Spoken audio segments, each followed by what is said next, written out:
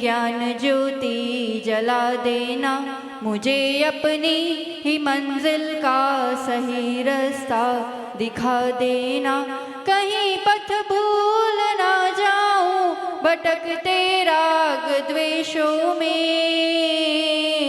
मुझे पथवीत रागी दे अंधेरा सब मिटा देना। जय बोलो देवादिदेवे खजरा श्री पद्म प्रभु भगवान की। अजी तो बीजो दिवस छे, थाकवाथी काम नहीं चाले। शांतिनाथ भगवान की। मुनिकुंजर ज्येष्ठाचार्य श्री आदि सागर जी, महावीर कीर्ति जी, विमल सागर जी महाराज की। युग श्रेष्ठ तपस्वी सम्राट आचार्य सन्मति सागर जी महाराज की। चतुर पट्टाधीश्चर्य चक्रवर्ती मम प्राण गुरु श्रेष्ठ आचार्य ओगन सुनील सागर जी गुरुदेव की।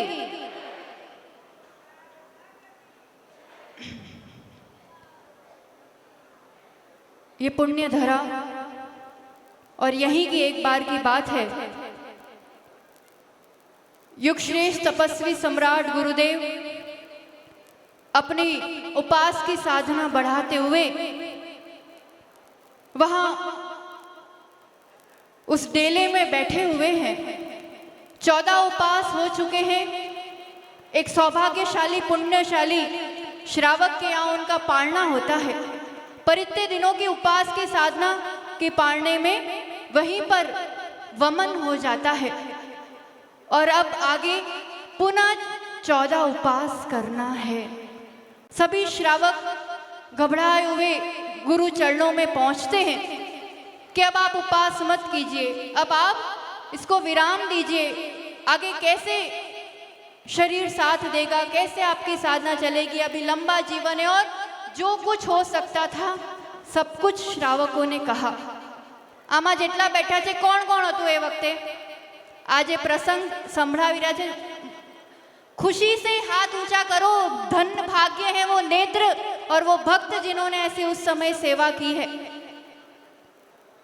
और तभी आचार्य भगवान तो मुस्कुराते हुए कुछ भी नहीं प्रतिक्रिया कर रहे, फिर भी सभी भक्त धन्य हैं ऐसे साधक जो अपनी इतनी दृढ़ता से इन व्रतों में आगे बढ़ते रहते हैं। और धन्य है वो भक्त भी जो गुरु की अनुकूलता और स्वास्थ्य की चिंता हर पल किया करते हैं।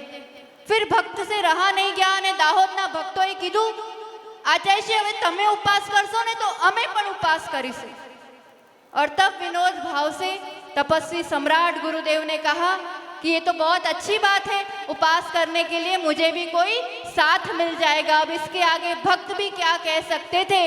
आज इस पुण्य धरा पर हम लोग बैठे हुए हैं जहाँ ऐसे तपस्वी सम्राट की तपस्या की ये भूमि और ऐसे दमदार भक्त, और उस समय भी शांतिनाथ प्रभु का ऐसा भव्य पंच कल्याणक। और आज जो नज़ारा हम सबको आचार्य भगवान सुनील सागर जी गुरुदेव का ही एकमात्र आशीर्वाद है, क्योंकि आप सभी जानते हो आचार्य भगवान ये जो इतना विशाल स्थान और ये जो आयोजन हो रहा है, सबको बहुत ज़्यादा चिंता थी कि ये स्थान मिले तो मिले कैसे, क्योंकि पास भी चाहिए था, बड़ा भी चाहिए था, व्यवस्थित भी चाहिए था, पर जिनके मालकियत में स्वामित्व में ये स्थान था वो थोड़ा सा मानने को राजी नहीं हो रहे थे। बहुत प्रयास हुआ, बहुत प्रयास हुआ, बाहर से भी भक्तगण पधारे हैं, ये जो उचित स्थान मिला है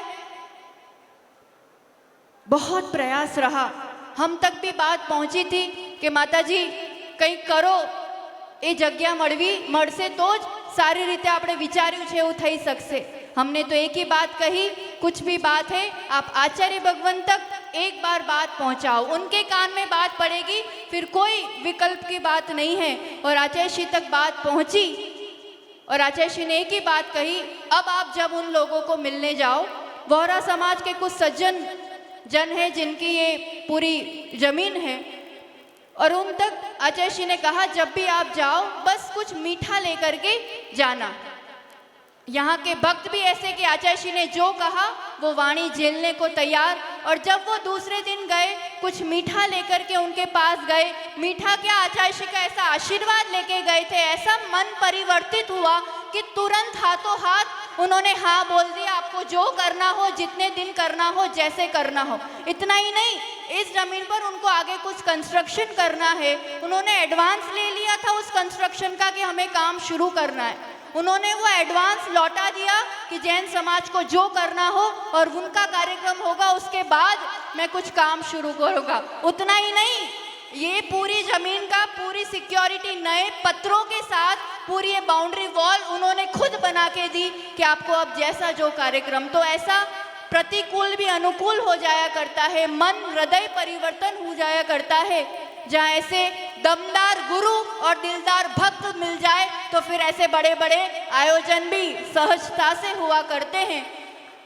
एक स्मार्ट सिटी का ये ऐसा स्मार्ट कार्यक्रम है और ऐसा स्मार्ट मंदिर है कि हम सच बताएं, जब आचार्य भगवान के उन पवित्र रत्नत्रयदायी शरीर से जब इसमें सूर्य मंत्र आदि होना है, ये सिर्फ नॉर्मल मंदिर नहीं रहने वाला, ये तीर्थ क्षेत्र बनने वाला है और दूर दूर से लोग दर्शन करने के लिए आने वाले हैं, क्योंकि इसमें सबसे बहुत बड़ी बड़ी विशेषताएं हैं। सबसे बड़ी बात तो वो मूर्ति, ऐसे लगता है कि देखते रहो, इतनी स्माइलिंग और इतनी मनोहारी प्रतिमा। और देखो, मंदिर तो बहुत बन जाते हैं, પણ એવું કહો મને કે લગન હોય હે, કોઈનું લગન હોય, બહુ જબરજસ્ત આયોજન હોય, જબરજસ્ત જમણવાર હોય, પણ એમાં દુલ્હે રાજા જ ના હોય તો શું થાય? ગમે તેટલી મોટી મોટી પ્રતિષ્ઠાઓ હોય, હમણાં બહુ વાત થતી હતી, ગુજરાતમાં એક જોરદાર પ્રતિષ્ઠા થઈ, કરોડો રૂપિયા ખર્ચ્યા, અમિત શાહ બી આવ્યો તો, પણ એવી પ્રતિષ્ઠા હતી જેમાં સૂર્ય મંત્ર આપવાવાળા સૂર્ય જ નહોતા। मतलब लगन में दूल्हे राजा ज ना होय ने एवी बात थई गई। एक कागड़ होय, एक कागड़ अहींया पड़ी होय ने तो हमला कोईने पसीनो आवशे तो पसीनो लूछी काढे, पण ए ज कागड़ पर 100 रुपया लखी दीधुं होय, गवर्नरनी साइन होय तो ए कीमती बनी जाए। आ बी नॉर्मल पाषाण छे, पण ए पाषाण पर ज्यारे आवा साधक, आवा महान आचार्य द्वारा सूर्य मंत्र अपाय त्यारे जे पूजनीय ने वंदनीय मानवामां आवती होय छे। तो आजे आ એવું મંદિર બન્યું છે જેની દિવાલો પર, જેના રેલિંગ પર, જેની બધી જ બાજુ પીછી કમંડલ એવી રીતનું આકૃતિ બનાવવામાં આવી છે કે જ્યાં મુનિઓનો આવકાર થશે, મુનિઓને સ્થાન મળશે, મુનિ ભક્તોનો આ એક ભવ્ય જિનાલય તૈયાર થયું છે, જ્યાં લાઇટિંગમાં બી સ્વસ્તિક છે, મતલબ બધે મંગલ જ। આવું તો પહેલી વાર જોયું કે જેની આકૃતિમાં ને લાઇટિંગમાં બી સ્વસ્તિકની ડિઝાઇન હોય। तो एक भव्य जिनालय जो यहाँ तैयार थयुं छे। बस आज उसमें गर्भ कल्याणक का दिन, मातृशक्ति यहाँ बड़ी संख्या में बैठी हुई है और सभी यही चाहते हैं जिनका गर्भ नहीं होता हो तो उनका गर्भ वो धारण कर पाए। जिन्होंने गर्भपात कभी भूल से कराया हो तो आज के दिन प्रायश्चित ले लेना। गर्भ धारण करने की भावना है तो माँ की गोद भराई कर देना। और जो चाहते हैं कि उनकी संतति, आने वाली संतति संस्कारित हो, तो सबसे बड़ी बात एक ही आचार्य भगवान के जीवन से सीख लेना। इतना विशाल संघ, आप अपनी जनी हुई औलाद को पालने में इतना कठिनाई महसूस करते हैं कि कैसे करें। सोचो, अलग अलग जगह से, अलग अलग प्रांत से, ऐसे अलग अलग संस्कार से इतने अलग अलग उम्र वालों को पालना, ये कोई मजाक नहीं है। इनसे वो पालने की शक्ति, इनसे वो मातृ शक्ति, इनसे वो कला सीख लेना। और सबसे बड़ी कला जो हमें आचार्य भगवान के जीवन में नजर आई है वो यही है कि जो तुम अपने बच्चों से चाहते हो वो खुद पहले करो। उदाहरण बनो, सिर्फ उपदेशक मत बनो। आप चाहते हो वो मोबाइल नहीं खेले तो उनके सामने आप कभी मोबाइल लेके मत बैठना। आप चाहते हो वो बाहर का नहीं खाए तो पहले आप खुद अपने हाथों से बना के, वो चाहते सामने बोलने लगे, गुस्सा करने लगे, गुस्सा सीखा किससे? ये सब चीज़ें सीखी किससे? तो एक एक विचार, आपकी एक एक प्रतिक्रियाएं आपके बच्चों का निर्माण किया करती है। आचार्य भगवान जब माँ मुन्नी देवी के गर्भ में आए थे, आपको पता हो उनके गृहस्थ के जो पिता थे वो भी आज संगस्थ शुल्लक सुखद सागर जी बन के यहाँ आपके सामने विराजमान है। माँ मुन्नी देवी जिनके गर्भ में ये भव्य जीव जब आया था, बालक का प्रभाव माँ पे होता है, माँ के संस्कार का प्रभाव बालक पे होता है। जब ये बालक मुन्नी देवी के गर्भ में आया, एक ही बात, एक ही विचार, मुझे सिद्ध क्षेत्र की यात्रा करनी। ऐसे गर्भ में ऐसी अवस्था में उपवास पूर्वक पूरी सम्मेद शिखर जी की यात्रा मां मुन्नी देवी ने की थी। और वो इसी समय इसी बात का प्रतीक था कि ऐसे सिद्धों के मार्ग पर चलने वाले हैं। गोद भराई है, मां मुन्नी देवी की गोद भराई जब हुई थी उसके बाद वहां उनके गांव में सिद्ध चक्र महामंडल विधान रखा गया था। और वहां की ऐसी एक प्रणाली है, तरीका है कि खड़े खड़े विधान करते हैं। अब वो माँ को एक ही भाव, मुझे भी पूरा विधान करना है। परिवार, रिश्तेदार, पंडित सभी एक दिन 2 दिन तो कर लोगी, फिर तो अर्घ बढ़ते जाएंगे, तुम कैसे खड़े खड़े विधान कर लोगी। पर जहाँ ऐसा सशक्त और सिद्धों को समर्पित ऐसा पुण्यशाली ललना जहाँ गर्भ में हो, उस मुन्नी देवी ने उस 7 महीने की गर्भ अवस्था में 8 दिन तक लगातार खड़े खड़े वो सिद्ध चक्र महामंडल विधान किया था। क्या पता था कि मुन्नी देवी का वो लाल खड़े खड़े ही 19 वर्ष में सिद्धों के मार्ग पर दिगंबरी दीक्षा लेकर के निकल जाएगा। और आज ऐसी नगर नगर महती प्रभावना लगातार चातुर्मास पूरा हुआ है, तब से अब तक पंचकल्याणक ही पंचकल्याणक हो रहे।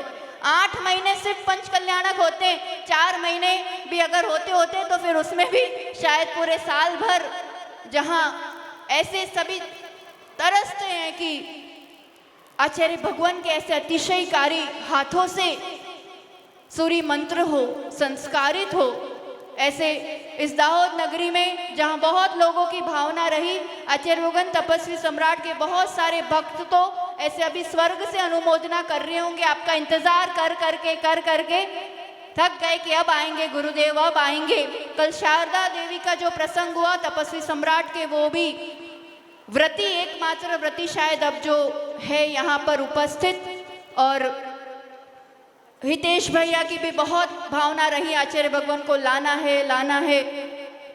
पुनित चैतन्यवती माता जी का भी, संभव सागर जी महाराज जी का भी आशीर्वाद रहा है। हम तो यही कहेंगे कि मंगल अवसर जो यहाँ पर आपके सामने है ये तो करना ही चाहिए। पर एक बात जो हमारे मन में रहती है और हमेशा कहते हैं कि जो भी ये बड़े बड़े खर्चे आयोजन ये तो होते हैं, उसके बाद कोई स्थायी काम भी समाज द्वारा होना ही होना चाहिए। और वो जो ज़रूरी काम है वो है संतों के आहार विहार की व्यवस्थाओं में लगाना चाहिए। देखो, जब भी संघ यहाँ प्रवेश कर रहा था और इतनी बड़ी घटना घटी, उस समय संघ अपने समाज के व्यक्ति के यहाँ रुका हुआ था, तो एक भी बार विकल्प नहीं हुआ कि क्रिया कहाँ करेंगे, एक दिन और रुकना पड़ेगा। अगर कोई और स्थान होता तो पहले तो यही कि रुकाएंगे तो रुकाएंगे कैसे, किसको विनती करेंगे। जहाँ अपने लोगों के स्थान होते हैं तो इस तरह के विकल्प नहीं हुआ करते। इसलिए गांव के दूरी दूरी पर ऐसे अपने स्थान होने चाहिए जहाँ संतों का विहार आदि में निवास हो सके। इस पर भी समाज अवश्य विचार करेगी। और एक ही बात मंगल भावना के साथ कि ये तो आ तो मेड़ो लाग्यो छे, पंचकल्याणक तो बहुत हो जाते हैं, पर सबसे पहले जितने लोग बैठे हैं अपनी पीठ थपथपाओ जल्दी फटाफट। Very good. केम कीधु आउ कहो, अपनी सौभाग्य की सराहना करो। जन्मों जन्मों का पुण्य जगह है कि पंचकल्याणक के साथ इतने विशाल संघ के, इतने मुनियारी का आचार्य परमेष्ठी के साथ आपको दर्शन मिल रहे हैं। कैद कर लेना, अपने हृदय पर अंकित कर लेना इस नज़ारे को। ये तो एक मॉल खुला हुआ है, जिसको जिस टाइप का साधु चाहिए, जिस टाइप की रुचि, जिस उम्र का, जैसा, सबके लिए सब विशाल संघ उपलब्ध है। नहीं तो मारा महाराज એવું થયા કરે, તમને જેટલા જોઈએ એટલા મહારાજ માતાજી અહીંયા છે। અને આ તો હજી બહુ ઓછો સંઘ છે। जो मूल संघ आचार्य श्री से डायरेक्टली जुड़े हुए कहें तो भी अभी बहुत सारे नहीं आ पाए हैं। आचार्य सुबल सागर जी का संघ, आचार्य गण्यहारी का शुभमती का भी पूरा संघ नहीं है। और वैसे भी पृथक पृथक जो कर्नाटक तरफ है, महाराष्ट्र तरफ है, वो नहीं आ पाए हैं। सोचो, अगर सिर्फ आचार्य श्री से जुड़ा हुआ पूरा संघ मिल जाए तो भी कितना विशाल संघ। और फिर ये तो परंपरा आचार्य हैं, हजारों साधकों के ये पूरे नेतृत्व करने वाले आचार्य हैं। पूरा अगर मेला लग जाए तो फिर तो बात ही क्या है। तो ऐसे समस्त साधुओं का युग प्रतिक्रमण 21 पंचकल्याणक 21 पति नहीं जवानुं, एना पछी तो मुख्य कार्यक्रमों चालू थवाना छे, एटले थाकी नहीं जता। बधी व्यवस्थाओं छे। 21મી बपोरे वो युग प्रतिक्रमण का नज़ारा क्योंकि दाहोद धरा को ये पुण्यार्जन मिला है, तो अपनी आंखों से ये नज़ारा देखना मत भूलना। युग प्रतिक्रमण और फिर जो अभी संस्कारों की बात चली है, माता तो अपने हिसाब से अच्छे संस्कार देती है, पर फिर भी जहाँ गुरुओं का आशीर्वाद उसमें लग जाता है तो आधी मेहनत में ज़्यादा अच्छा काम होता है। सभी बालक 8 वर्ष से ऊपर जिनका विवाह नहीं हुआ है, सभी बच्चे और सभी बालिकाएं, और जिनको पालन पोषण करना है, ऐसे माता पिता दंपति, मतलब 3 वर्ग हो गए, बेटे बेटियां और दंपति, तीनों के लिए आचार्य भगवान के सानिध्य में यहाँ पर अष्टमूल गुण के जैनत्व के संस्कार दिए जाएंगे, ताकि आपका वर्तमान भी सुरक्षित हो, भविष्य भी उज्जवल हो। आगामी 26 फरवरी आचार्य आदिसागर जी के समाधि दिवस पर आज दाहोदनी नगरी में तो बद्दा तैयार रहो, सभी दंपति सभी बच्चे सभी इसमें जुड़ करके जैनत्व के संस्कार प्राप्त करेंगे। 23 को भी युवाओं के लिए विशेष कार्यक्रम यहाँ पर है, तो जो जो कार्यक्रम है सूचनाएं देते रहे आप सभी उसके, इसलिए बस इतना अभी इतने अच्छे से व्यवस्थित चल रहा है। आचार्य श्री के आशीर्वाद से आगे भी पूरा समस्त आयोजन सफलता पूर्वक, धर्म की प्रभावना पूर्वक पूर्ण हो, इसी मंगल भावना के साथ आचार्य भगवान के चरणों में कोटिशः वंदन। और कह रहे थे हमारी प्रेरणा से कुछ नहीं, जो कुछ है आचार्य श्री के आशीर्वाद से ही है, आचार्य श्री के लिए ही है और उन्हीं से है। इसलिए इस रूप से आचार्य चरणों में पूर्ण आत्मसमर्पण के साथ जय बोलो आचार्य भगवान सुनील सागर जी गुरुदेव की।